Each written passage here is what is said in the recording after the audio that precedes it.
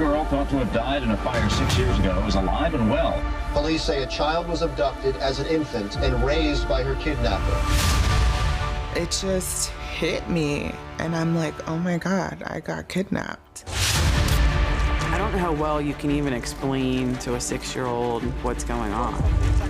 And for them to truly understand the gravity of the situation. I'm called Aaliyah for 6 years of my life, and then here I am, this new name, Delamar. Aaliyah was in fact Delamar. It was like a tug of war. Who do I be loyal to? Who's my real family? How do you deal with something like that? Aaliyah didn't know who Delamar was. An arrest warrant has been issued for the following person. A Carolyn Correa. She stole this baby. She stole their baby. How did she do it? That's the question. It's not who did it, it's how it was done. Somebody else had to have assisted her in taking the baby out of the house. Police think at least one other suspect is involved. The defense documents are filed, and they tell us something explosive. Finally, we find out who this alleged accomplice is. I couldn't believe it. I couldn't believe it.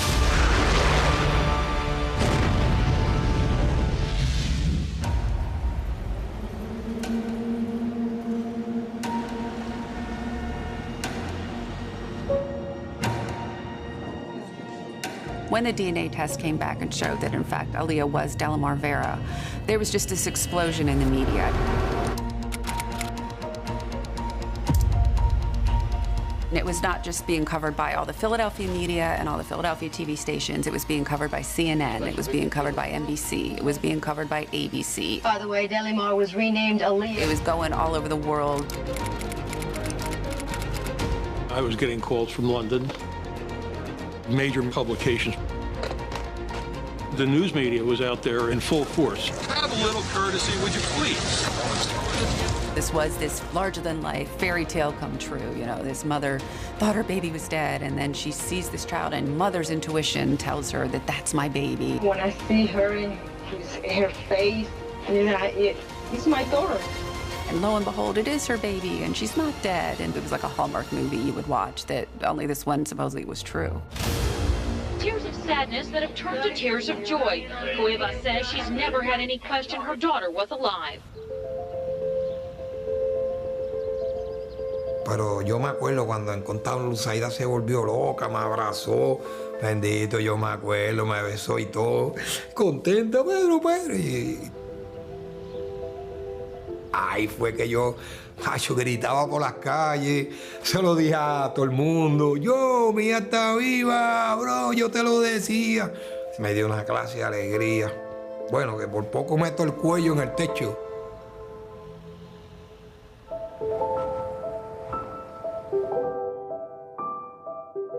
Aaliyah was my niece.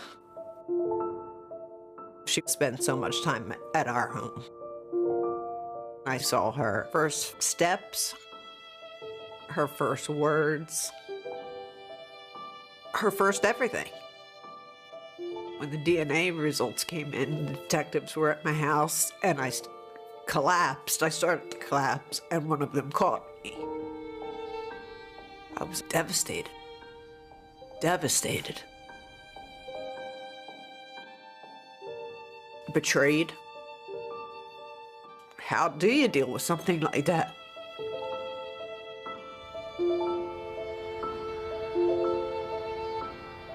No mother should have to go through what Luz went through. No mother, ever.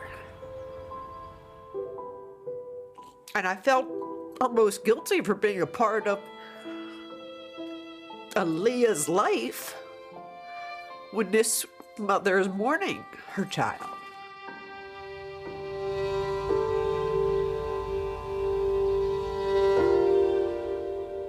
I do remember being in the foster home. I didn't know what was gonna happen next because I wasn't really being explained, you know, what was going on.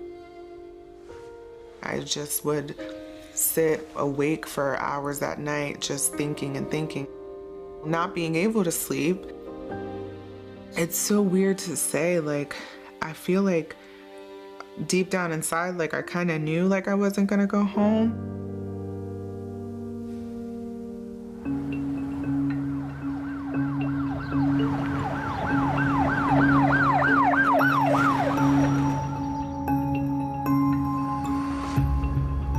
The DNA results coming back did fuel the need for further investigation.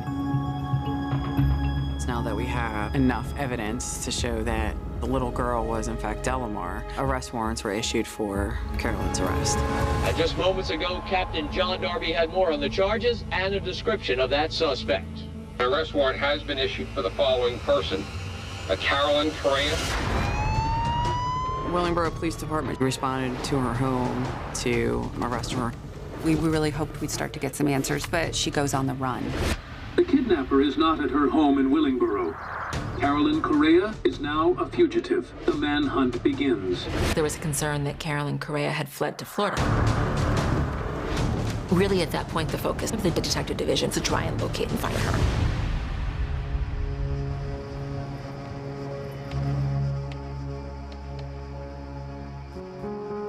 This case was a case that I was first assigned in February of 2004. The next step in the process was to reunite Delamar with her parents. She was taken out of a state that she lived in, the school she lived in, the family she lived with. She went from being the youngest child in that family to all of a sudden there are 3 brothers and they've never had a sister before. Luzaida was still primarily Spanish speaking. Delamar had not been raised in her native tongue at all and so didn't know Spanish. To sort of, how do you now communicate? My biggest concern and fear with her being reunited was how was she going to be emotionally, physically? Would she be okay mentally?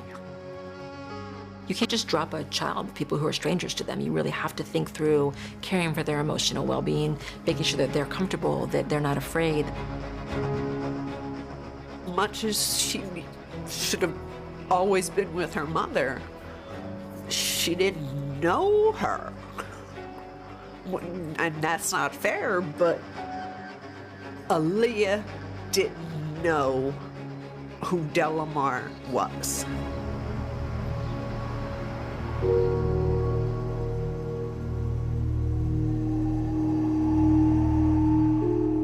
When social services explained everything, we sat down in an office and they explained that, you know, Carolyn is not my real mother. They said that she kidnapped you. And then they also said that I have a real mother, Luzaida Cuevas. She wants to meet me. I didn't really know how to process that in the moment.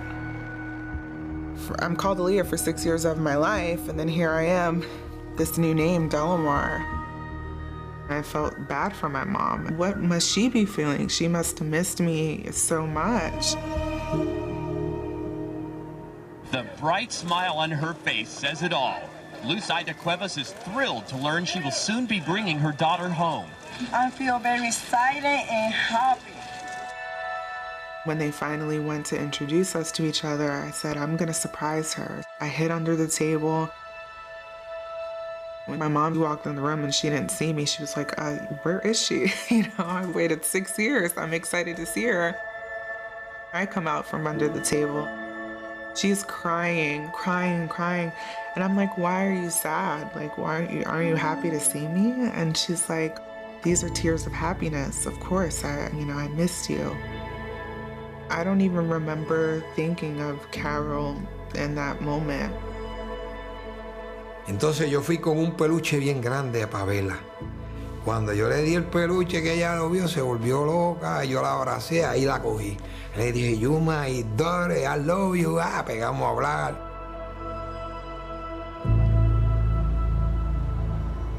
The worldwide resources of the FBI are now part of this manhunt. It gives the FBI the right to arrest kidnapping suspect Carolyn Correa wherever she is in the world.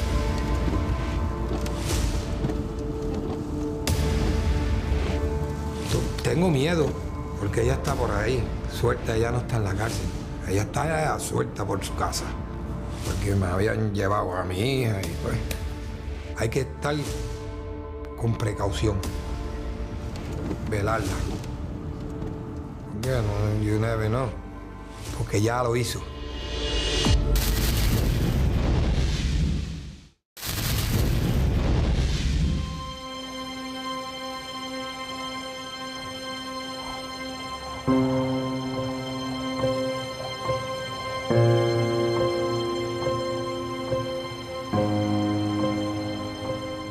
Delamar's biological parents, were embracing a great moment, and meanwhile, my family was grieving from a tragic loss.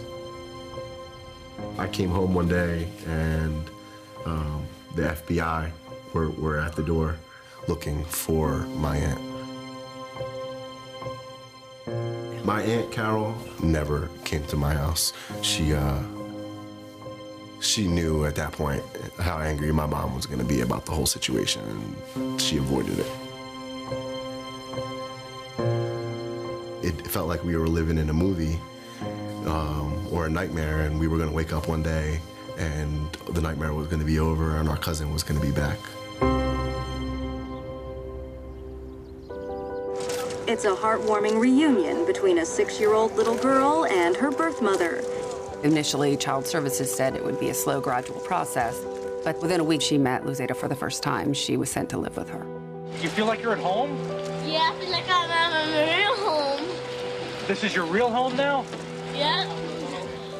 When I came back with my mom and my real family, everything was just so exciting. I was like, oh my gosh, we're getting all this attention. People love us. They want to take photos. And I felt so famous. What are you going to be doing now? I'm going to get pizza and play with my brothers. Everybody was happy to see me. And, I met my brothers and they were just so loving and so accepting. My brothers really helped me communicate with my mom. They were always translating.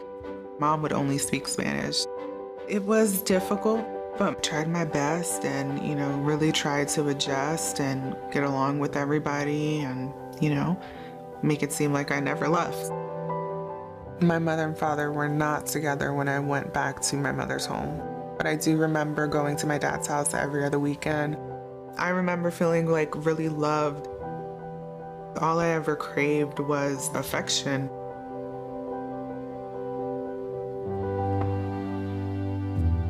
I don't have a lot of fond memories with Carolyn being nurturing.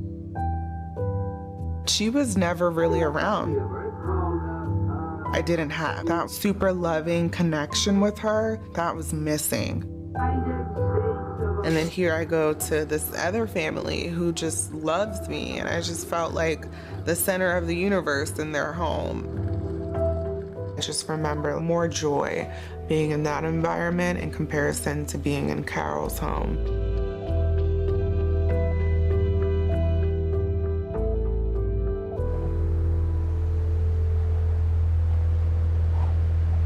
The manhunt is officially over. The suspect, Carolyn Correa, arriving here at the Special Victims Unit to turn themselves in on 15 criminal charges, including kidnapping and arson.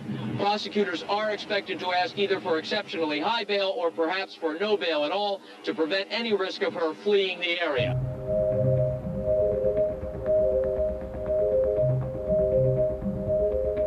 Carolyn was offered the opportunity to be interviewed at the time that she was arrested. She declined to do so. She gave no explanations for how and why things had occurred. It's really difficult to believe that Carolyn could kidnap a 10-day-old baby from someone else's home, start a fire undiscovered, and then drive away with the baby in the car. The chain of events suggests when the fire broke out, she was downstairs in the company of Luz Cuevas. You can't be in two places at once. How did the baby get out of the house?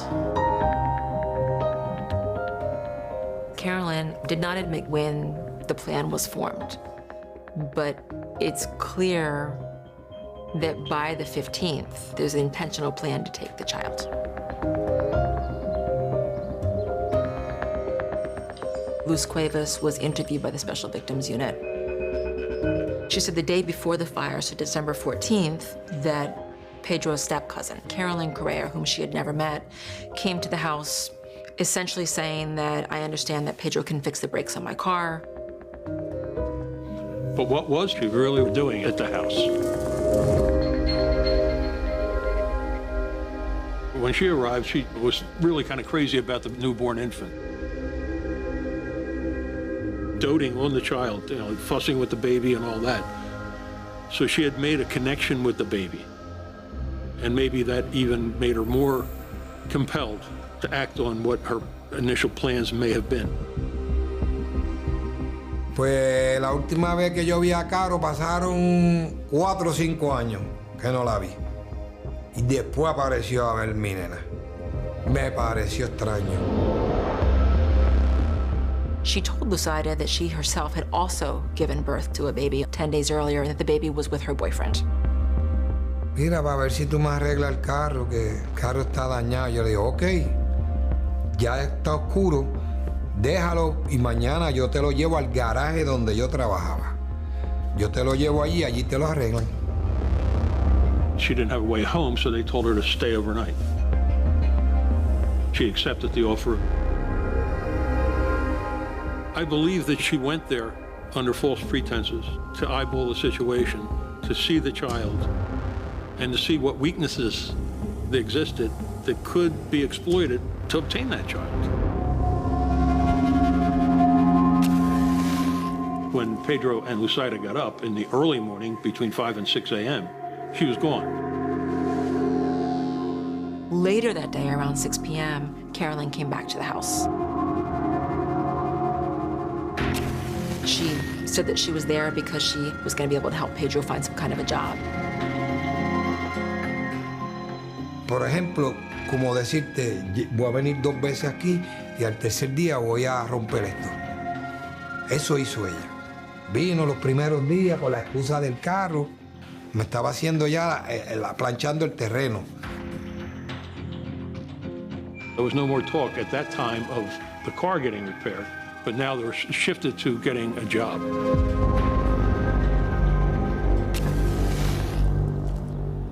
En ese entonces ya yo no tenía trabajo ahí, no había trabajo. Entonces fue cuando apareció Carol diciéndome, te voy a ayudar por un trabajo. Entonces pues yo le dije, pues dale, vamos para el trabajo, que yo necesito trabajo y ahora más que tengo mis hijos, mi hija. Por el mismo camino vivían los primos míos. Y ella me dijo, espérate, antes de ir al trabajo vamos a pararnos aquí para saludar a tus primos, a los primos. Como a los 5 o 10 minutos ella dice, se me olvidó mi cartera, Pedro, se quedó en tu casa. ¿Puedo ir a buscarla y tú te quedas aquí para después llevarte al trabajo? Yo le dije, está bien, vete, búscala, le dije.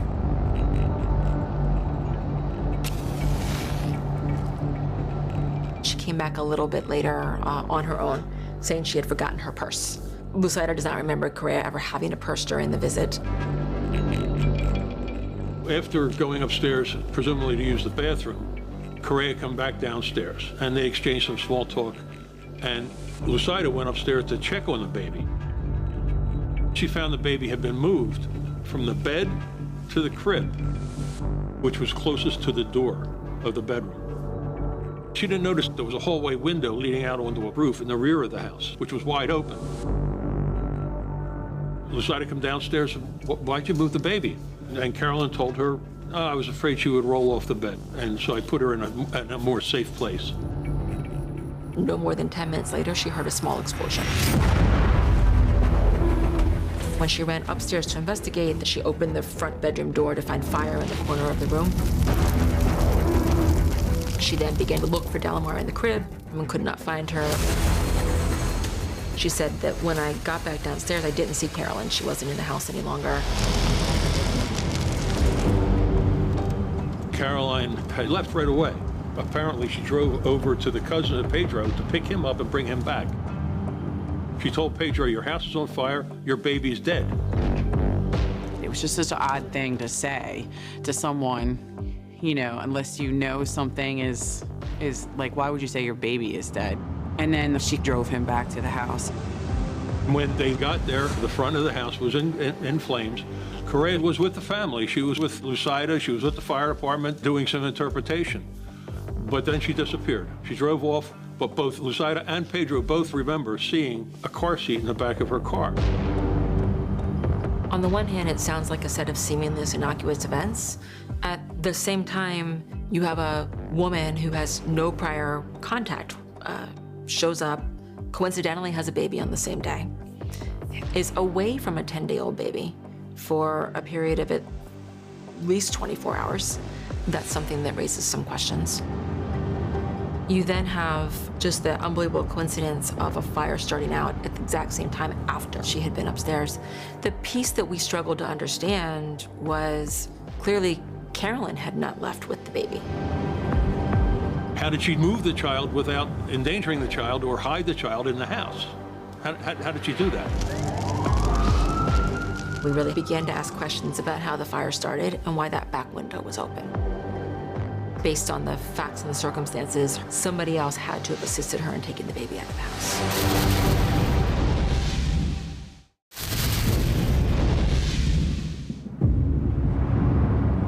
Among the charges against the suspect filed here late this afternoon, conspiracy.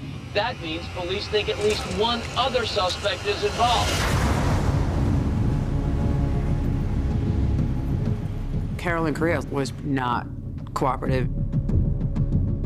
She didn't want to give the police any statements.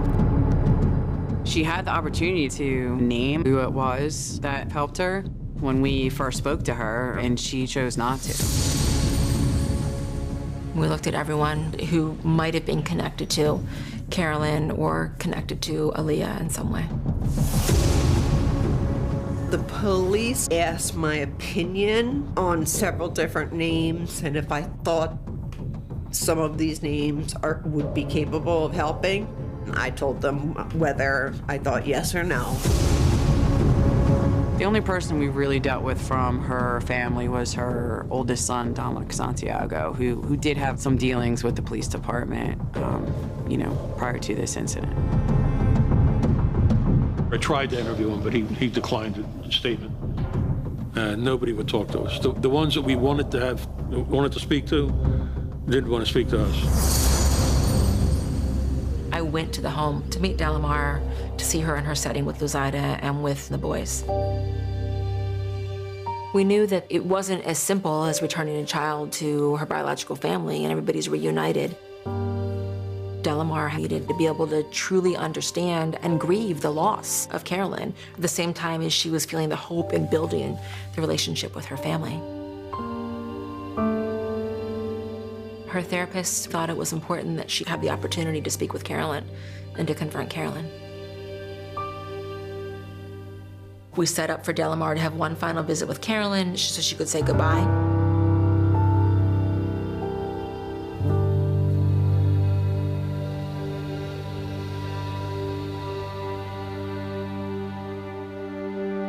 I remember seeing her behind, you know, the glass and just being angry at her. Like, why did you take me away from my mom?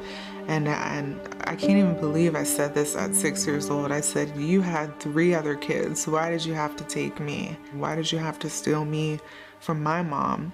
And I just remember being angry because I'm like, now my life is messed up and you messed up other people's lives because of what you did. And she just kept saying, I'm sorry, I love you, I'll see you again, and just kept apologizing.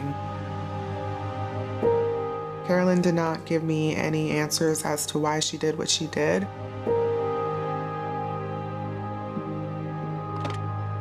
And then I felt bad afterwards because I'm like, oh, it was just so many mixed emotions because I was confused, just really confused. I don't think that I really grasped what was happening. I just ended up suppressing those feelings and try to be okay.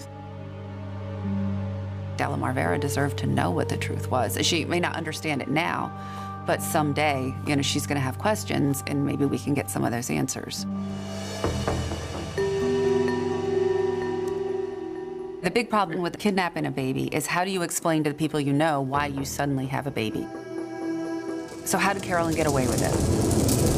Following Carolyn's arrest, a gentleman by the name of Andre Moore came forward. Yeah, I was still involved with her. I did see her belly. And said that he had believed himself to be Aaliyah's father. He had been dating Carolyn Correa for a period of time, and around the beginning of December, they stopped dating ostensibly just before the baby would have been born. Moore says Correa showed him the baby girl the same day as the fire. He tells us during the interview that on the day of the fire, Carolyn just shows up with this baby and says, hey, here's your daughter. As far as he's concerned, this is his child. Andre said that the baby was in a blanket, but she didn't have any sort of diaper bag or any supplies. Carolyn was with them for a little bit, and then she basically said she had something to do. Carolyn ends up leaving. Time goes by, and it's starting to get late, so Andre is a little concerned. He calls Carolyn, and she says, I'm at my cousin's house. His house is on fire. We asked him if she seemed excited about this fire and upset, and he said no, just sounded like a regular old conversation. And when he saw her the next day, same Carolyn. Andre was very surprised to learn that Aaliyah was in fact Delamar. When he learned this, his concern was, well, then where's my daughter?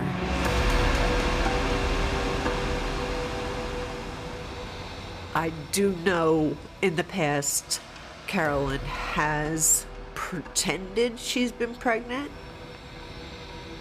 for affection from men. She had a history of telling men she was pregnant when she wasn't.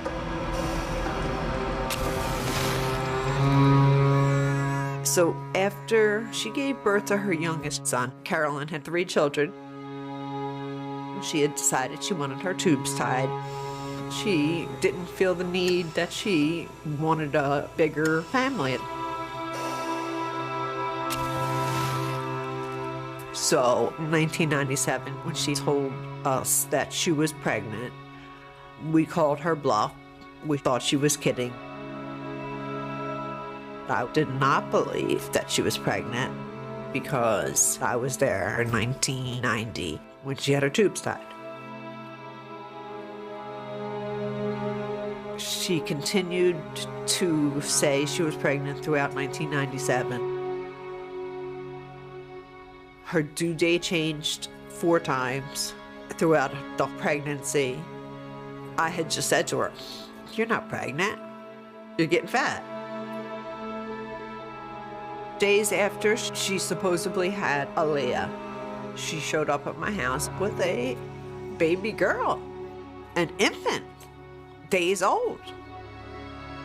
She told us about the fire, Pedro's, and Lucida's, and told us how the baby had perished. I start feeling something wasn't right. I started doubting Carol and her whole story. I thought, she stole the baby. That was the first thing that ran through my mind and my husband's mind. She stole this baby. She stole their baby. I felt like I needed to do something. I had the neighbor who was a Philadelphia detective and told him my suspicions. He said, "I will look into it." Got a return call saying, "The case is closed, the baby did perish in the fire." After I spoke to the detective, there were no more suspicions, nothing but guilt on my end for even thinking that Aaliyah was not Aaliyah. If I could go back in the past, there's tons of things I wish. I wish she never did it. My biggest wish is to know truly why and who helped her.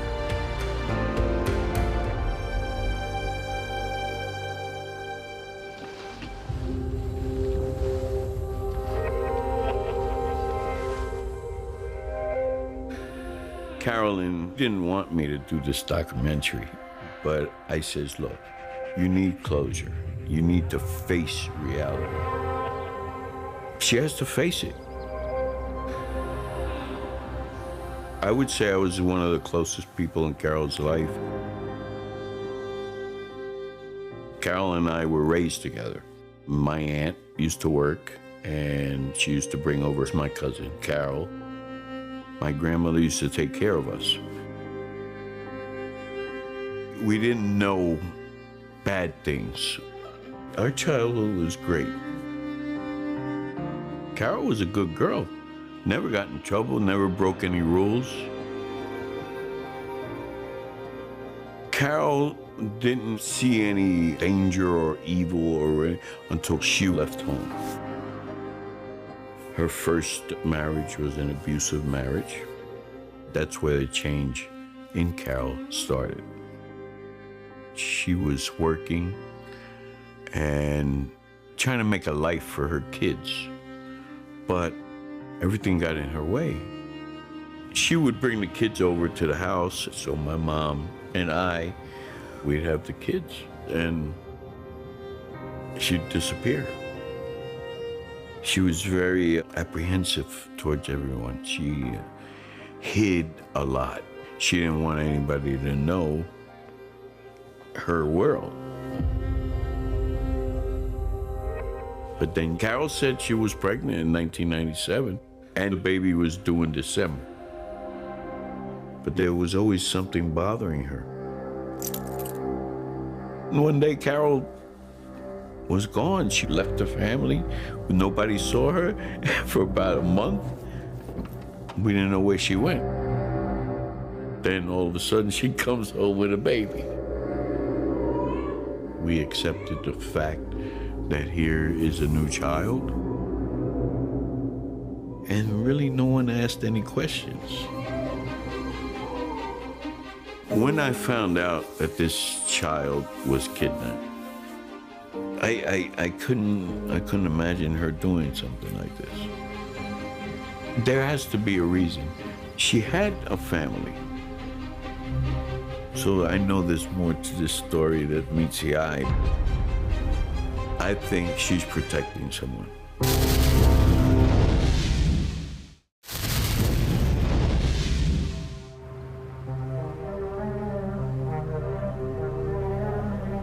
Over the course of several months, I spent approximately 20 hours evaluating Carolyn.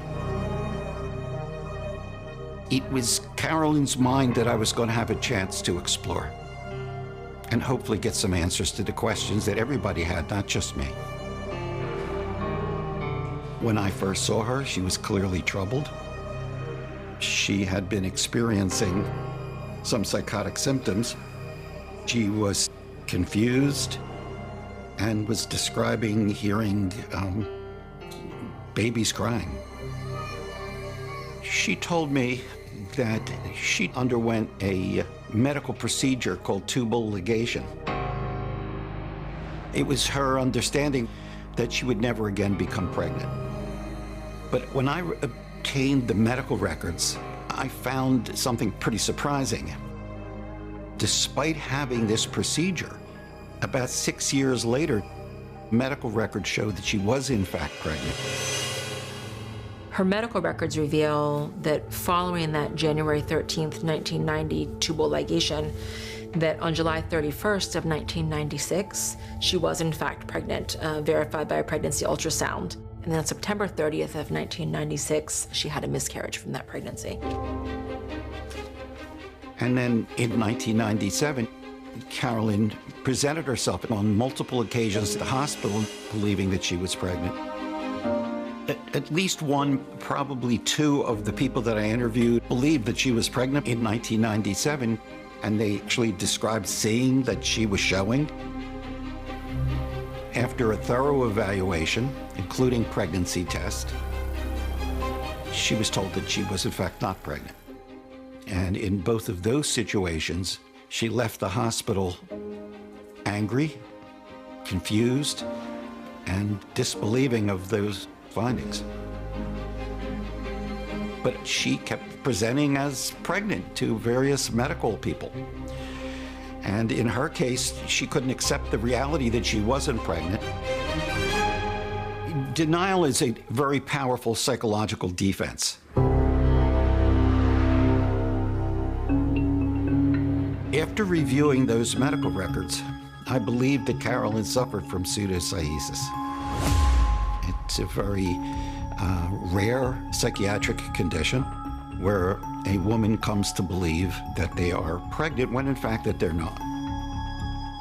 It very frequently occurs after a loss of fertility. The need to be pregnant actually causes her to not only believe she's pregnant, but causes her to show as if she were pregnant, including lactation in some cases, and getting bigger. 2 days before Delamar's birth, Carolyn Correa again went to the hospital. She said she had taken 3 home pregnancy tests that were all positive. Notes from the labor and delivery department, however, reflect that there was no pregnancy. Was Carolyn somebody who had a break with reality following potentially learning that she was not in fact pregnant in December of 1997? Or was Carolyn somebody who really wanted to have another child, saw an opportunity and seized that opportunity?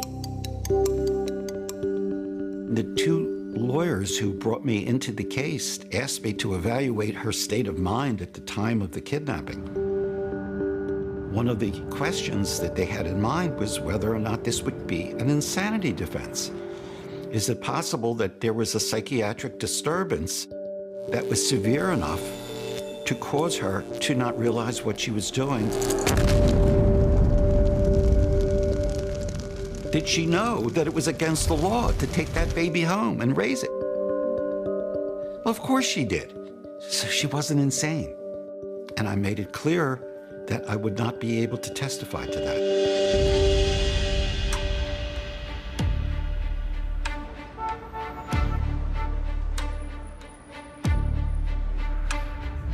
From the very beginning, the police said she had an accomplice. As we're heading toward their hearing, there's some speculation in the media about who it's going to be. We're hearing that they're going to name who this co-conspirator is. After the preliminary hearing, Carolyn pled no contest. It simply means I don't contest the evidence, that I agree that you have sufficient evidence that the court could find me guilty on if we went to trial, but I'm not admitting guilt. I'm not admitting that I did this. Ultimately, Judge Temin, she found that there was not sufficient evidence to move forward on the arson charge. Knowing that the evidence on the kidnapping was very strong, we made the decision not to pursue an appeal on that charge. The court then found her guilty of kidnapping, interference with the custody of a child, and criminal conspiracy. That meant that there was no need for a trial. She pled no contest. She did not plead guilty. That's a big difference. And the DA's office agreed to it, because they knew if they took this case to a jury, they would have to prove who helped to kidnap the baby, and the whole case could start to fall apart. To move forward with the case that we had against Carolyn, I didn't need to establish who the co-conspirator was. But the detectives continued to look into who may have assisted Carolyn. If there was someone else, which we had good faith reason to believe that there was, that person should also be held accountable. Next step in the process was a sentencing hearing.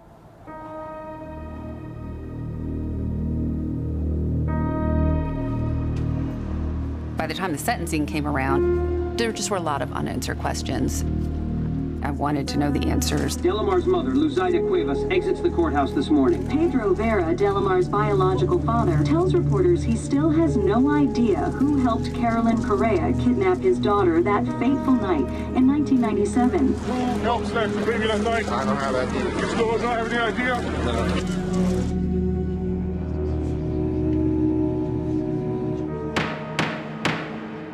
The sentencing hearing, we present evidence to talk about the impact of the crime on the victim. Delamar wanted the court to hear from her directly. She had written, "I feel sad and mad about Carolyn taking me away from my mommy." She never should have done that. My mommy never got to see me when I first walked or when I first said my first word. I'm very disappointed about Carolyn. She didn't treat me like a person. She hit me with the belt that had knots on it. She hit me with it and I had a bump. I tried to forget everything that happened, but I still remember it.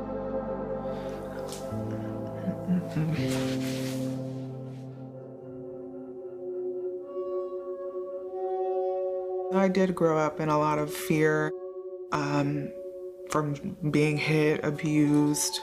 And you know, when you're growing up, you don't look at it as abuse. You look at it as maybe I'm bad, you know, maybe I'm not listening enough. Imagínate tú, hacerle un daño a una criatura, un bebé, eso no está right. El que hace eso con un niño o una niña está loco de verdad. Joderme a mi hija. Ay, me dieron ganas de matarla. Dios que me perdone, pero...